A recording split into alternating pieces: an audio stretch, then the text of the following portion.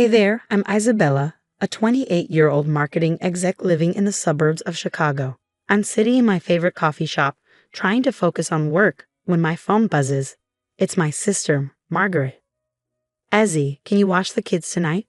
I have a late meeting, she asks. I smile, already knowing my answer. Of course, V, you know I love spending time with Ethan and Sophia. Margaret's voice cracks a little. Thanks, sis. I don't know what I'd do without you. As I hang up, I can't help but think about how much has changed since Margaret's divorce. She's been struggling, and I've been doing my best to be there for her and the kids. Later that evening, I'm at her place, helping Ethan with his math homework while Sophia colors nearby. The doorbell rings, and my stomach drops when I hear familiar voices in the hallway. Mom? Dad? What are you doing here? Margaret asks, surprised. I cringe, already knowing this won't go well. Our parents, Robert and Linda, are well-off real estate developers, always with a sense of superiority. They favored Margaret for years, but since her divorce, they've been relentless. We came to check on our grandchildren, Mom says, her voice dripping with fake sweetness. I roll my eyes and prepare for what's coming. As they step into the living room, Dad's eyes narrow when he spots me. Oh, Isabella, you're here too. Yeah, just helping my sister, I reply, my voice laced with sarcasm. You know, being supportive. Mom ignores me, her focus solely on Margaret.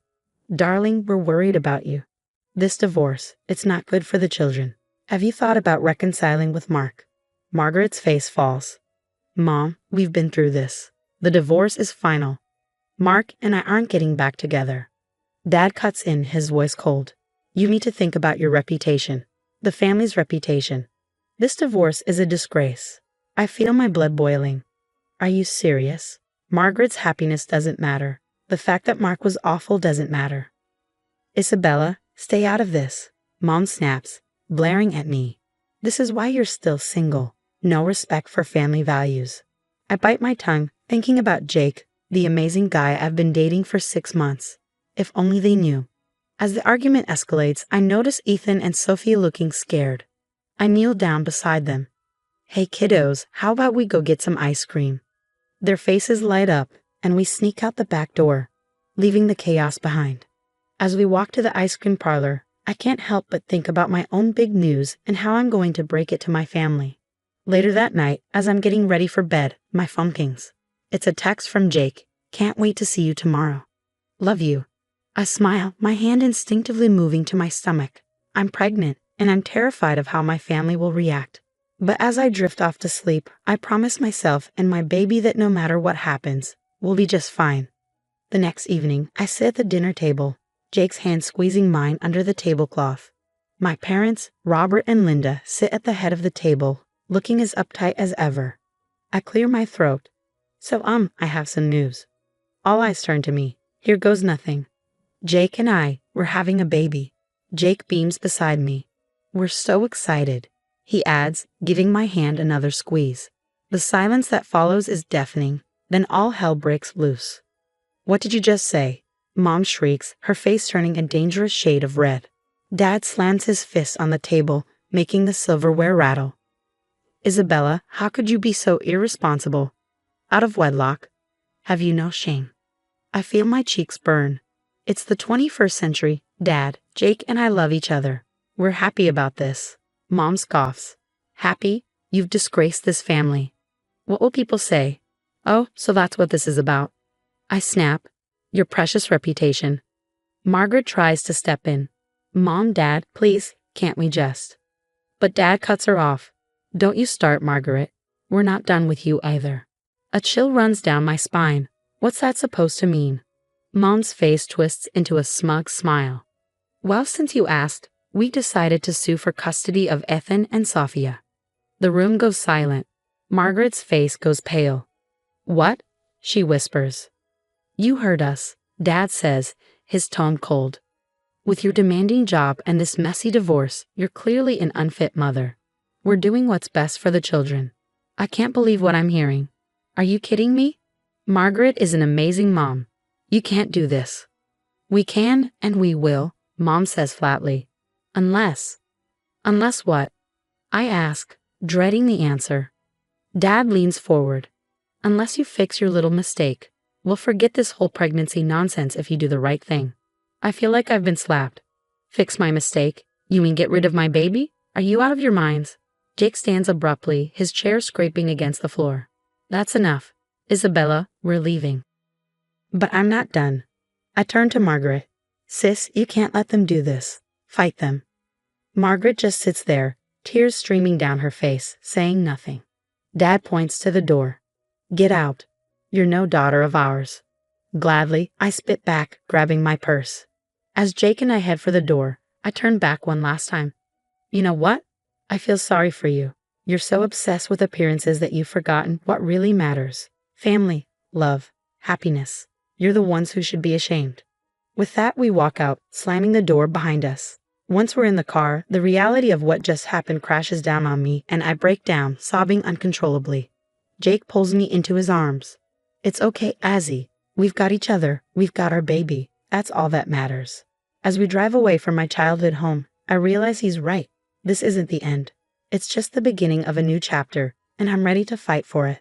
It's been a whirlwind few months since that disastrous family dinner. Jake and I found a cozy little apartment, and let me tell you, waking up next to him every morning makes all the drama worth it.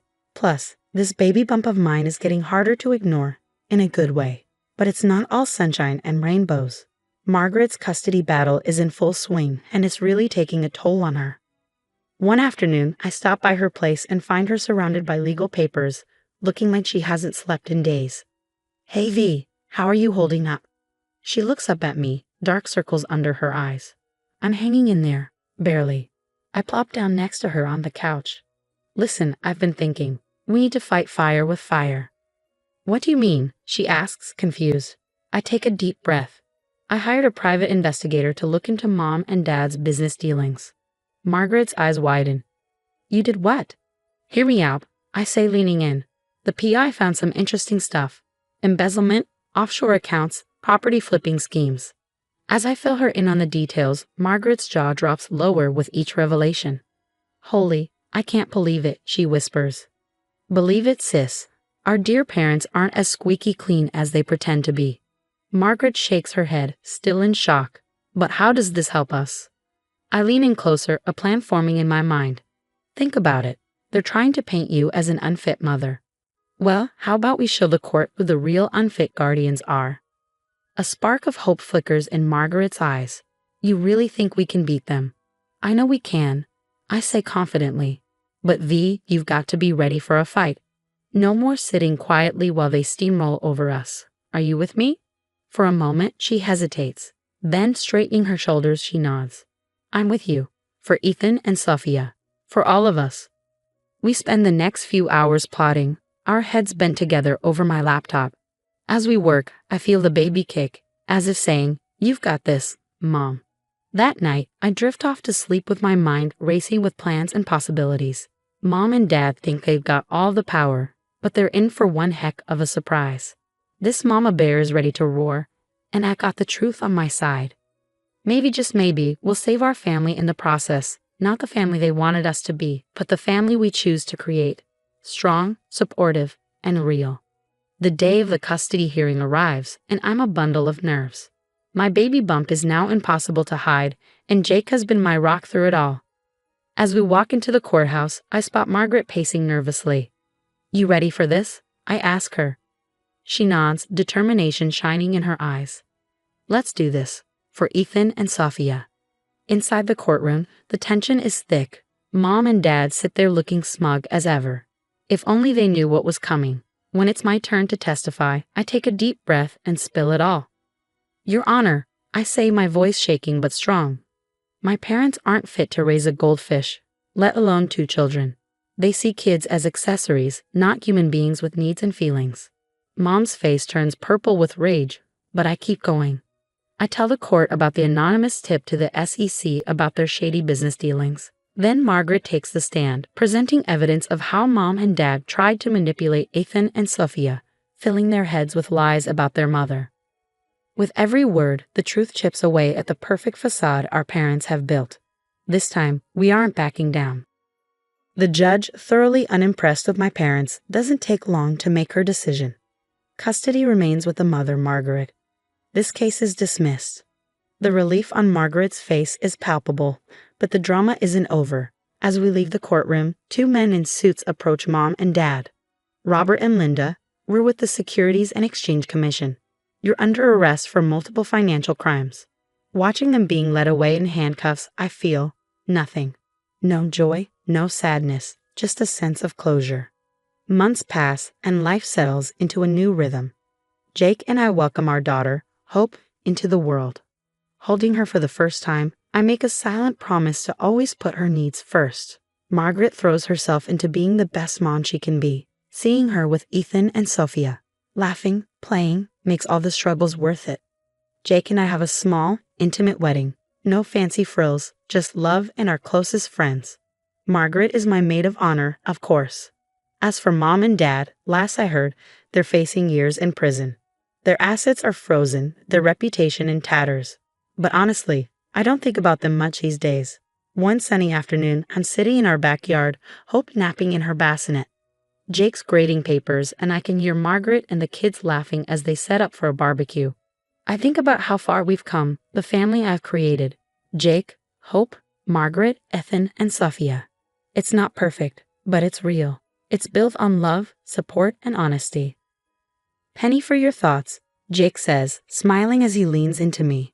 I smile back, just thinking about how lucky we are, how sometimes the family you choose is stronger than the one you're born into. Couldn't agree more, he says, squeezing my hand. As the smell of the grill fills the air and the kids' excited chatter echoes in the background, I know this is what family should be. We've been through hell, but we've come out stronger. And the future? It's looking brighter than ever.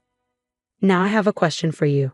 How far would you go to protect your loved ones from manipulative family members? Would you expose their illegal activities, even if it meant potentially destroying your family's reputation and sending your own parents to prison? Share your thoughts in the comments below.